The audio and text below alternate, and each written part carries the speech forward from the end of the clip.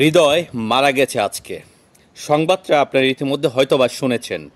হৃদয় জুলাই যোদ্ধা যে আহত হয়েছিল যাত্রাবাড়ি ফ্রন্টে জুলাইয়ের 18 তারিখ। হৃদয় মারা গেল চিকিৎসার অভাবে, সুচিকিৎসার অভাবে। আমাদের জুলাই ফাউন্ডেশনে প্রধান উপদেষ্টা 100 কোটি টাকা দিয়েছিলেন একটা ফান্ড তৈরি করে। জুলাই ফাউন্ডেশনের দায়িত্বে আছে মুগ্ধের ভাই স্নিগ্ধ এবং একসময় তার দায়িত্বে ছিল সার্জিস আলম।